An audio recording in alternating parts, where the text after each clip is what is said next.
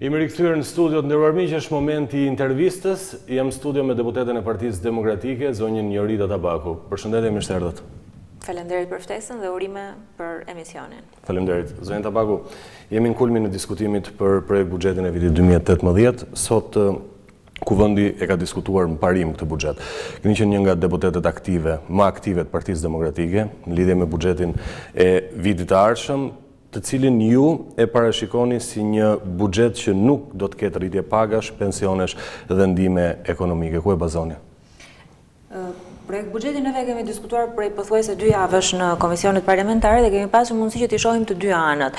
Ju me të drejtë morën pjesën e shpenzimeve, sepse në fund të ditës pensionisti, buxhetori pyet se sa do më rritet paga ose pensioni. Por ne kemi diskutuar dhe pjesën e të ardhurave. Kjo paketë fiskale së pari rrit taksat për pjesën më të madhe të bizneseve të vogla. Mbi 50.000 biznese të vogla do të fillojnë, do të paguajnë 20% të VSH që do të përkthehet në fund të ditës për mua si qytetare, për studentin, për pensionistin, për familjarin çmime të larta mbi 20%. Nga ana tjetër për biznesin e vogël mund të përkthehet me fitime më të ulta, mund të përkthehet nga ana tjetër edhe me reduktim të stafit. Kemi një rritje të taksës së pronës, por kemi përfitime për një grush biznese selektive të cilat i vendos kryeministri me VKM dhe një grush biznese selektive të cilat do të përjashtohen nga tatimi mbi fitimi, nga taksa e pronës dhe nga taksa e ndërtimit në infrastrukturë. Kjo paket fiskale ka një ngarkesë vetëm për vitin $50 milion. Të drejtë për drejtë, pa llogaritur efektin në zinxhir që do të ketë rritja e TVSH-s e kështu me radhë. Kjo nga njëra anë e shoqëruar edhe me të gjithë efektet e 4 viteve të kaluara, e çon në pothuajse $2 miliard shtesë të gjithë paketën e rilindjes që ka ardhur dhe është mbajtur nga supet e bizneseve të vogla, qytetarëve, intelektualëve, kryesisht dhe shtresës mesme. Në qoftë se kjo rritje taksash galopante e pa krahasueshme me asnjë vend tjetër të rajonit do shoqërohej dhe me investime publike ose me rritje pagash dhe pensionesh, sigurisht që mund të kishte një bazë, një logjik dhe një arsyetim, sepse një qeveri e majt rrit taksat për një pjesë madhe të popullsisë, por nga ana tjetër ofron disa shërbime. Fatkeqësia më e madhe është që ky buxhet është i vetmi, ndoshta edhe në krahasim me ato 4 vite, nga 4 vitet e kaluara, që është pothuajse pas një prioritet. Nuk ka prioritet as shtresat e nevojë për ndihmën ekonomike dhe papunësinë, është më e ulët se vjet. Për pagat dhe pensionet është $8 milion më e ulët se vjet. Për pensionet, për pagat është pothuajse 80% më e ulët se vjet dhe nuk del as për indeksimin në fund vitit që bëhet gjithmonë indeksimi me inflacionin. Hequr këtë, do me thënë nga pikpamja e politikave sociale dhe investimet janë në nivelin më të ulët të mundshëm në të gjithë sektorët jetik, shëndetësia, arsimi, bujqësia, sepse qeveria me të vërtetë thotë që ne kemi një faturë të lartë investimesh publike, por te kjo faturë investimesh publike pothuajse 12 miliard lek janë koncesionet, që qeveria do detyrohet t'i paguajë sepse janë kontrata të cilat ajo i ka lidhur dhe është e detyruar që t'i vazhdojë. Ndërkohë që investimet e tjera publike në mes të vitit, ashtu siç ka bërë 4 vitet e kaluara, i përgjysmon, nuk i zbaton dhe detyrohet pastaj në fund vitit tjetër të fillojë të japë përsëri me koncesion të njëjtat rrugë, të njëjtat shkolla, të njëjtat spitale që nuk ka pasur vetë aftësinë për t'i ndërtuar. Po, unë nisa në fakt me atë çfarë intereson qytetarëve, se sa lek do t'i ngelen në fund të muajit apo në fund vitit në xhepin e tyre. Por kreu i Partisë Demokratike ka bërë një kërkesë deri diku të çuditshme. Kërkoi që projektbuxheti dhe sidomos projekti i qeverisë €1 miliard të hetohet nga FBI dhe DEA. Ju duket me vend kërkesa dhe si e keni kuptuar këtë deklaratë bashës? Në fakt po ndodhin disa gjëra të çuditshme, disa fenomene të çuditshme me së pari politikat ekonomike dhe fiskale të qeverisë dhe së dyti me trendet që ka tregu. Marrim sektorin e ndërtimit. Sektori i ndërtimit është një nga sektorët që sipas Instatit ka rritjen më të lartë dhe me të vërtetë janë pothuajse mbi 150 leje të dhëna vetëm në qytetin e Tiranës, pa llogaritur lejet e fundit të Këshillit Kombëtar të Territorit, që ishin pothuajse 20 kulla të reja.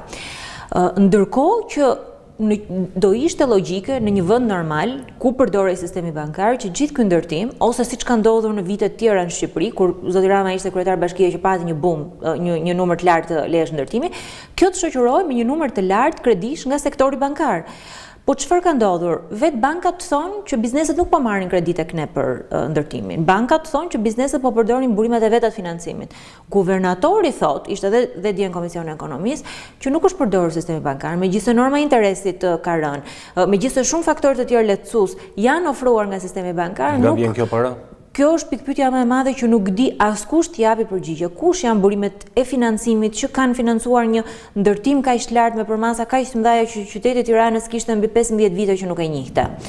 Së dyti, po ofrohen lehtësira fiskale në një sektor të veçantë siç është turizmi. Çfarë ka një pikpyetje të madhe në këtë mes? Absolutisht. Çfarë ka një pikpyetje të madhe në këtë mes? Do të ulet TVSH-ja për akomodimin tek bizneset e mëdha që i cakton kryeministri me VKM, që do të thotë 1, 2, 3, 4, 5, 10, nuk e di kush mund të ofrojë interes, sepse në këtë moment unë nuk e di, ashtu siç ndoshta edhe qeveria nuk e di. Por do të ulet TVSH-ja edhe për të gjithë shërbimet, që do të thotë një hotel i vogël në Vlorë, që një qytetar i thjesht i Vlorës ose një turist i thjesht mund të shkojë dhe të hajë një drek, do ta paguajë TVSH 20%, ndërkohë që ky biznes i madh selektiv që ka zgjedhur kryeministri e paguar me 6% çdo lloj shërbimi. Edhe i përjashtuar nga taksat është, edhe të gjitha lehtësirat e tjera fiskale i ka, jemi të gjithë barabartë para ligjit, po jo këto që zgjedh kryeministri. Dhe një pikpyetje tjetër e madhe është kush janë këto investitorë që do të kenë gjithë këto lehtësira fiskale, që do të kenë gjithë këtë avantazh fiskal kundrejt të gjithë bizneseve të tjera të vogla të turizmit dhe që do të investojnë, që do t'i caktojë po kryeministri me VKM? Kjo është pikpyetja e dytë. Pra janë preferenciale këto? Janë preferenciale dhe në vende të tjera struktura ka treguar që turizmi është një nga sektorët që real estate, turizmi janë sektorë që përdoren për këto operacione, për pastrimin e parave. Ndërkohë që një pikpyetje e madhe është edhe për projektin 1 miliard. Çfarë ka ndodhur me projektin 1 miliard? FMN-ja në mënyrë të qartë i thotë qeverisë që projekti 1 miliard duhet llogaritur në buxhet tani, sepse tani në këtë moment qeveria është duke lidhur kontrata dhe po lidh borxh të ri. Ndërkohë që qeveria thotë jo, unë do t'i lidh këto kontrata, por nuk do t'i regjistroj si borxh, do t'i regjistroj në periudhën afatgjatë. Kjo në vetvete po e rrit borxhin me 7 pikë përqindje. Vetëm ky operacion. Sa është aktualisht borxhi? Borxhi është në nivelin 73%. Qeveria planifikon që ta uli 72.4%. Qeveria planifikon që ta uli në 71, 70% planifikon për 2018. FMN-ja thotë që nëse projekti 1 miliard regjistrohet në buxhet, atëherë është 7 pikë përqindje e menjëhershme e rritjes së borxhit. Kjo e shoqëruar me faktin që të gjithë këto projekte janë premtuar në çdo vit, që nga 2013 deri në 2017, secili prej projekteve që janë të paraqitura në projektin 1 miliard, Rruga Arbrit, Kardicë Delvin, shumë elemente të tjerë, janë të gjitha të premtuara dhe të buxhetuara në secilin prej viteve të kaluara, por nuk janë financuar nga qeveria, dhe qeveria tani ka zgjedhur që e pa aftë që të bëjë investime publike, ka zgjedhur që t'i lërë më njanë buxhetit dhe të fillojë t'i përfshijë në këtë program. Edhe kjo ka një pikpyetje të madhe për burimet e financimit. Pra përmenda 3 fusha të ndryshme. Kjo e shoqëruar me alarmin që Departamenti i Lartë i Shtetit vendosi për Shqipërinë, që është përfshirë përsëri në listën e vendeve që kanë burime të paligjshme në ekonomi.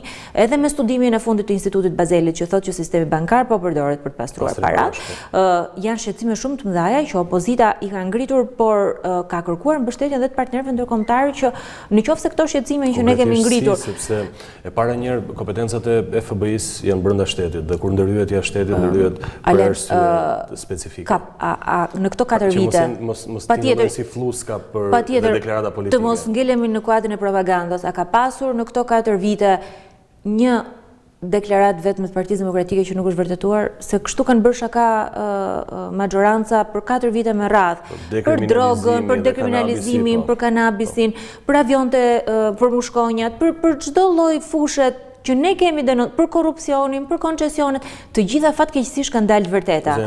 Dhe për ta parandaluar këtë, është kërkuar që kjo të marrë përmasa pak më të mëdha se përmasat e Shqipërisë, përmasat lokale.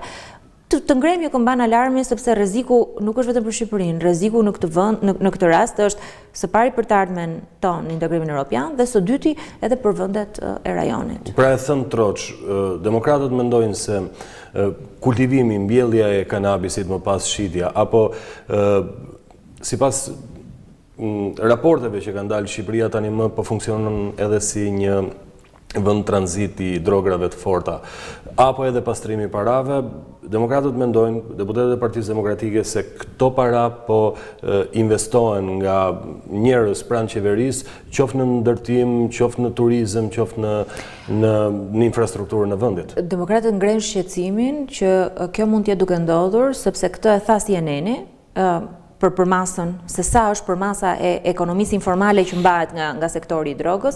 Këtë e kanë bërë analizë edhe revista shumë të njohura këtu në Shqipëri që njihen për ekonominë, revista Monitor kishte bërë një studim që thoshte droga e monitoruar nga antimafia me atë të kapur, diferenca është 1.2-1.3 miliard dollar. Nuk, domethënë janë shifra të cilat janë të vërtetuara nga së pari analizë dhe së dyti edhe nga partnerë ndërkombëtar. E tha Departamenti i Lartë i Shtetit, e tha Këshilli i Evropës para 2 ditësh, Instituti i Bazelit, dhe sigurisht që këto shqetësime duhet të investigohen me kujdes, dhe këto shqetësime duhet që të shikohen dhe të analizohen në detaje përpara se të bëhen kërcënuese për ekonominë. Si e parashikoni 2018 për qytetarët shqiptar?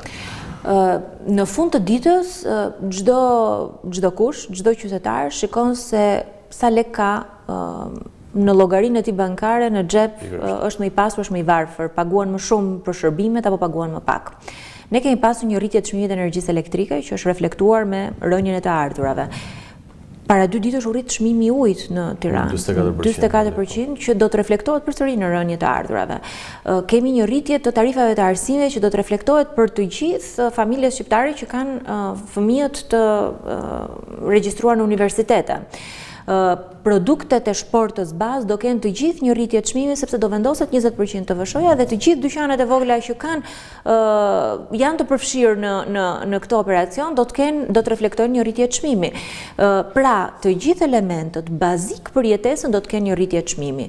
Çfarë na tha ne Instati para 2 javësh? Instati na tha që është rritur konsumi në Shqipëri me 4.6%, por ky konsum është rritur për shtresën 10% më të pasur. Ndërkohë që për pjesën më të madhe të popullsisë janë në mbi jetesë. Monitori Ballkanit na tha që familjet shqiptare 1 në 3 familje nuk paguan dot dritat, 1 në 3 familje nuk çon dot fëmijën në shkollë. Pra po flasim për kushte mbijetese për pjesën më të madhe të qytetarëve. Taksa progresive, nëse ka pasur një tmet, taksa progresive nëse ka pasur një problematik, ka qenë pikërisht thellimi i pabarazisë. Po, ndërkohë mazhoranca i ka votat edhe ju vetëm këtë mund të bëni, pra të përballeni siç jeni përballur në komisione apo edhe sot gjatë zhvillimeve parlamentare, sepse në fund ditës më shumë gjasa do të miratohet nga ana e qeverisë ky projekt buxhet. Opozita fjalën ka, do të vazhdoj ta përdor. Un kam nisur një tur me bizneset e vogla dhe kryetari i partisë ka nisur një tur me bizneset e vogla, deputet Partisë Demokratike dhe kryetarët e Bashkisë Partisë Demokratike nëpër qytete janë duke takuar bizneset e vogla. E rëndësishme është që në fund të ditës ne të ndërgjegjësohemi dhe të kuptojmë efektin real që ka ky buxhet tek qytetarët. Unë e përsëris dhe një herë, nëse ne do të kishim një buxhet i cili do të sillte një përmirësim të paktën në një nga sektorët jetik, unë do të isha e para që të ta votoja. Por në këtë rast, një buxhet i cili mund ta quaj pa frikë buxheti i zero reformave. Pa frikë mund ta quaj buxheti i krizës së xhepave të shqiptarëve. Dhe në këtë situatë, kur që të jemi realist, situata me investimet e huaja është e mirë për etapit dhe devollit. Dhe në këtë situatë, kur ne kemi 2 investitorë të mëdhenj të huaj të fuqishëm, dhe që duhej përdorur për të tërhequr investitorë tjetër të huaj, ndërveshje që unë shkruan gjatë qeverisjes Berisha. Të para 2013-s, qeveria po dështon që ta bëj Shqipërinë një vend interesant për investimet e huaja dhe investitorët e huaj nuk vinë këtu në Shqipëri së pari prej politikave fiskale, por së dyti edhe prej konkurrencës pandershme. E ka të pamundur një investitor i huaj që të konkurojë me investitorë të pandershëm, të cilët përdorin burime e financimit të pakonfirmuara, të cilët janë pranë qeverisë, e kështu me radhë. Investitori vjen këtu në Shqipëri. Dhe pa investitorët e huaj zorse rritet ekonomia, rritjen ekonomike ta harrojmë me pretendimet që kemi. Këtë po theksoj, që në vend që ta shfrytëzoni momentin me këto 2 investime të huaja të qëndrueshme që kanë ardhur, ne jemi duke e humbur këtë mundësi. Dua të marr edhe një opinion të fundit në lidhje me, ne folëm për politikën dhe ekonominë të përzier, po mirëfilltazi politik. Nëse doni mund të përgjigjeni zonja Tabaku. Në lidhje me reagimin e opozitës për situatën në cilën ndodhet vendi, ne folëm për vështirësitë që do të hasin dhe po hasin qytetarët edhe gjatë vitit ardhshëm, fal politikave ekonomike të kësaj qeverie, po në krau tjetër ka parasur një sër skandalesh duke nisur me zotin Tahiri, përfshirjen e policisë në kanabizimin e vendit apo insinuata se edhe ministrit të tjera janë pjesë e kësaj loje. Ju duket pak jo e vobekt, po pak e tërhequr opozita ndoshta duhet ishte më ashpër dhe më e fortë në aksionin e saj përballë kësaj qeverie? Të gjitha ato që ju përmendët janë denoncimi që opozita i ka bërë dhe kanë rezultuar të vërteta. Unë besoj që në këtë moment, kur të gjitha deklaratat për kriminalizimin e policisë, për kanabizimin e vendit dolën të vërteta, fjala e opozitës tashmë ka më shumë vlerë. Që do të thotë që ajo që ne denoncojmë dhe rezulton e vërtet, sigurisht edhe për qytetarin mund të shihet me një sy ndryshe. Fjala e opozitës... Nuk u pak shumë zgjedhje, zoti Rama e mori mandatin i vetëm. Absolutisht, por të vërtetat janë duke dalë pak nga pak. E para dhe e dyta, situata në zgjedhje për ato që ishin fushat elektorale ishte shumë e vështirë, duke pasur parasysh që në një fushat shkurtër elektorale, kur ne shkuam tek votuesit e Partisë Demokratike, pati edhe presione jashtëzakonisht mëdha. Por për t'ju kthyer pyetjes tuaj, unë besoj që aksioni i opozitës do të vinë në rritje, do të vinë në rritje prej elementeve që ju përmendët, do të vinë në rritje edhe prej situatës që ndodhet krimi dhe rendi, por do të vinë në rritje edhe prej situatës ekonomike. Në fund ditës, qytetari do të fillojë dhe do të protestojë atëherë kur e shikon që me të vërtet është kriminalizuar policia, është rritur pasuria e qeveritarëve, oligarkëve pranë qeverisë, por kjo ka ardhur në dëm dhe në kurrizë të qytetarëve. Unë besoj që një opozitë një ditë vetçon, ndoshta edhe Partia Demokratike është e tepërt pastaj. Unë besoj që Partia Demokratike do të jetë në ballë të çdo proteste dhe të çdo denoncimi dhe do të vazhdojë që të bëjë punën që ka bërë, ndoshta edhe me një dinamizëm më të ri. Unë falenderoj kënaqësi që Falenderoj dhe ju për ftesën.